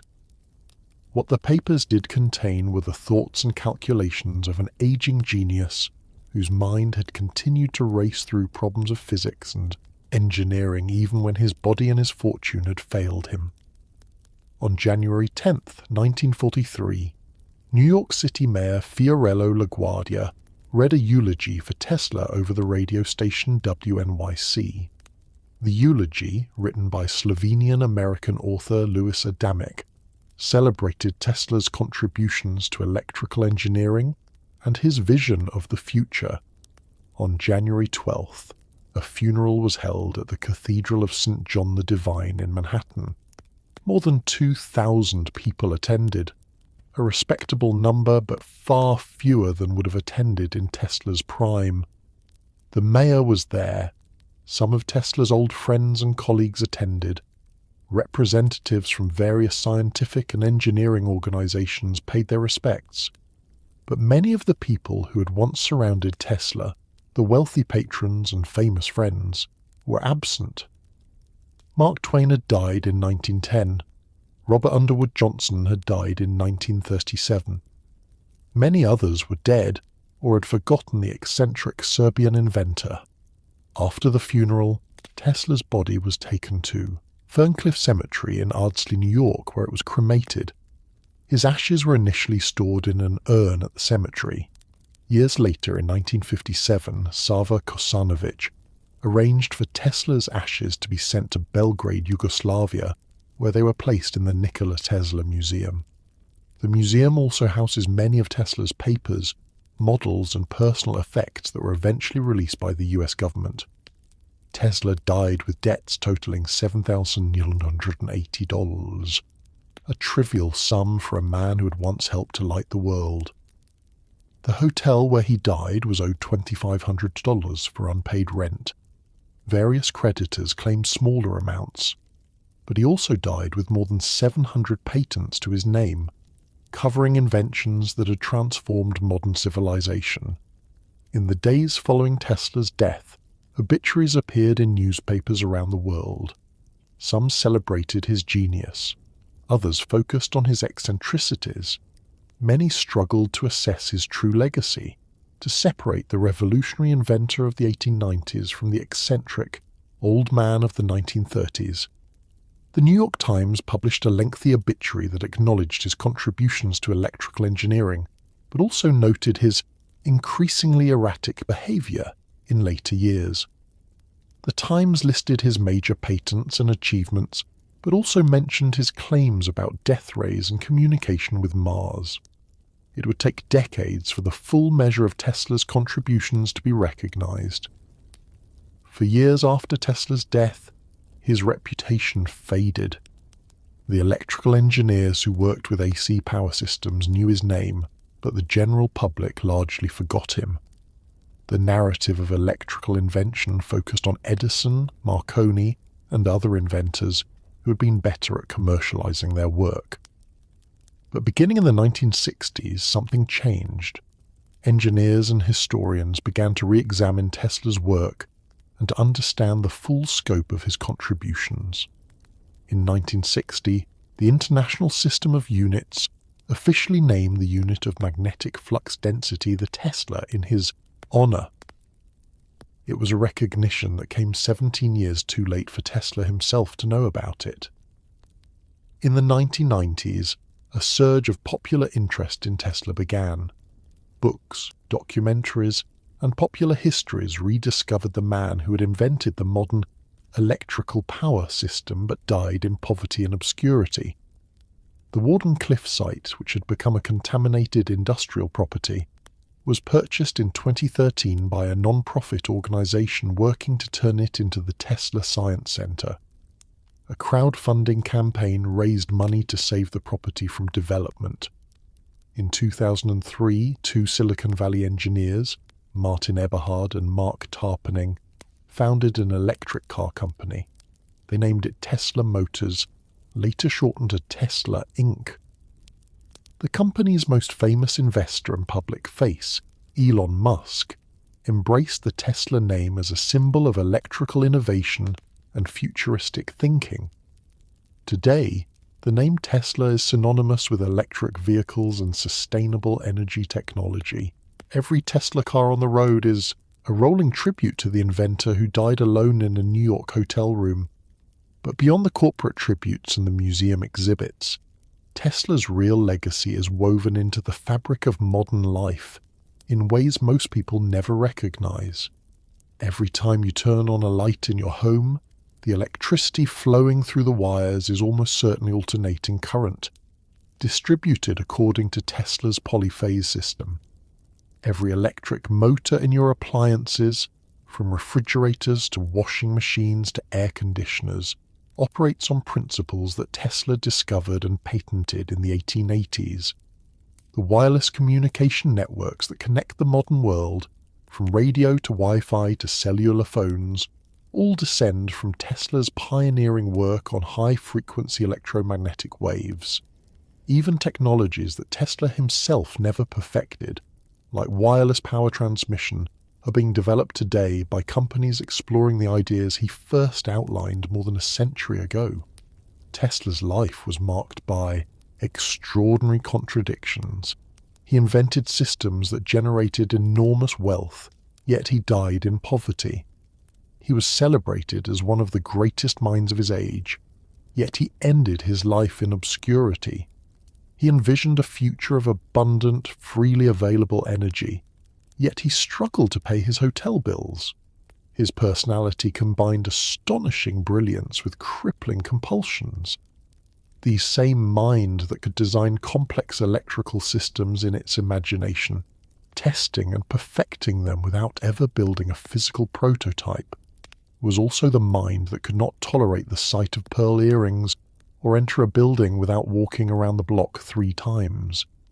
Tesla never married, never had children, never formed the kind of close family bonds that anchor most lives. When asked about his decision to remain celibate, he once explained that his scientific work required all of his mental energy, and that romantic entanglements would have been a distraction he could not afford. Whether this was true, or whether Tesla's germophobia and compulsions made intimate relationships impossible, we cannot know. But the result was a man who died as he had lived for decades, completely alone. His relationship with the white pigeon suggests that perhaps he craved connection, companionship, love, but could only find it in the one relationship that made no demands on him, required no physical contact, and could be controlled entirely on his own terms. There is a profound sadness in Tesla's final years. Here was a man who had genuinely believed that his inventions would make the world better, that wireless power transmission would bring electricity to the poorest regions of the planet, that automation would free humans from drudgery, that technology guided by scientific understanding could solve humanity's greatest problems. But the world did not work the way Tesla believed it should. Wireless power transmission was not adopted because there was no way to meter it, no way to charge customers, no business model that made it profitable. His grandest visions remained unrealized, not because they were scientifically impossible, but because they were economically impractical.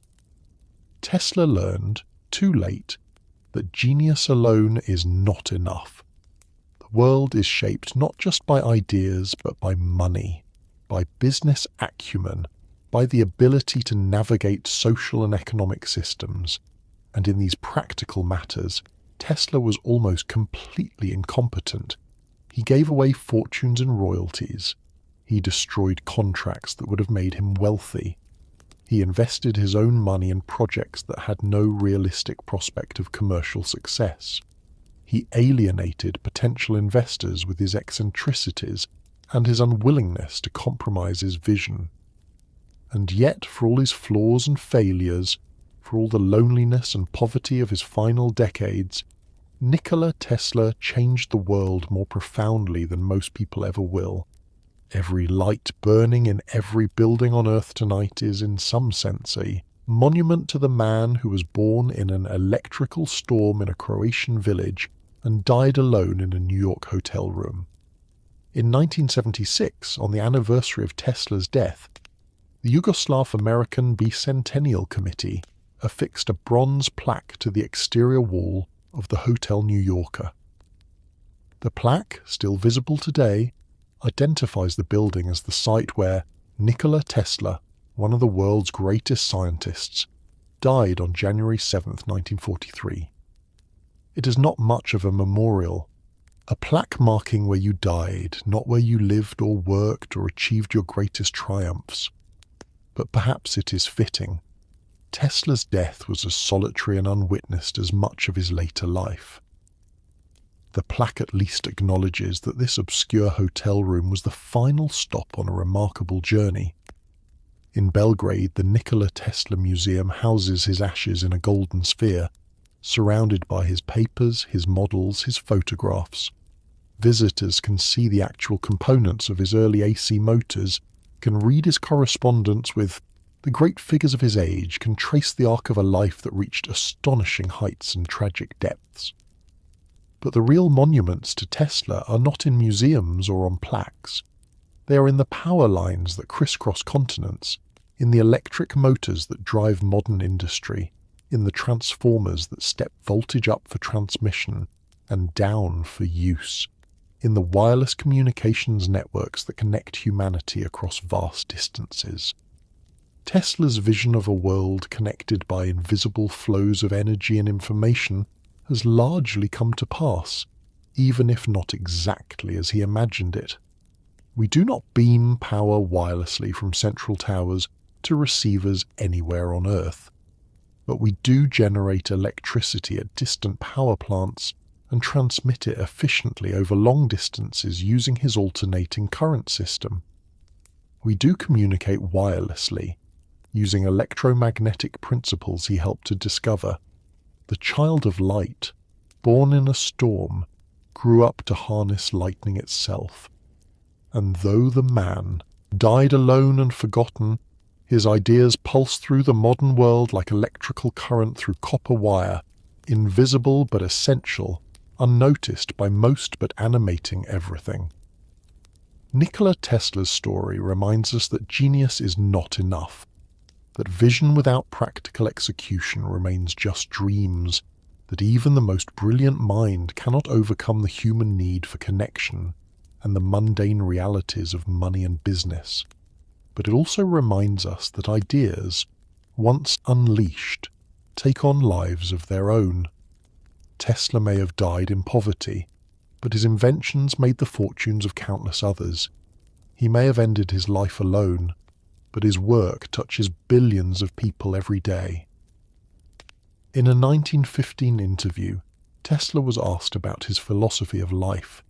His response captured both his ambition and his ultimate resignation to solitude. What we want to do is to produce the useful. We do not need the light of the world. We want to have an understanding with the world, but this is impossible. I am a machine for thinking, nothing more. A machine for thinking. Perhaps that is how Tesla saw himself in the end.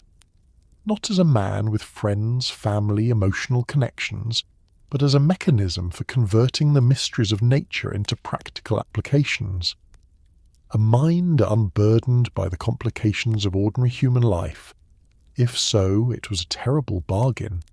He bought his extraordinary insights at the cost of ordinary happiness. He traded human warmth for electrical knowledge, and in his final years, counting his steps in sets of 3, feeding pigeons in Central Park, making wild claims that no one believed, he must have wondered whether the exchange had been worth it. But on this quiet night, more than 80 years after his death, we can say with certainty that the world is richer for Tesla's life, even if his own life was impoverished at its end. The lights are on because of him. The motors run because of him. The wireless signals carry because of him. If this journey through the extraordinary life of Nikola Tesla has moved you, please take a moment to like this video and subscribe to the channel. I would love to hear in the comments which aspect of Tesla's story resonated most with you. And now, as the night deepens and you prepare for rest, remember the man who lit the world but died in darkness, who saw the future clearly but could not navigate the present, who gave humanity the gift of abundant electrical power but ended his own life in a modest hotel room, counting steps and feeding pigeons and dreaming of impossible machines. Nikola Tesla lies at rest in Belgrade, his ashes contained in a golden sphere, his legacy written in lights that will burn long after all memory of the man himself has faded. Good night.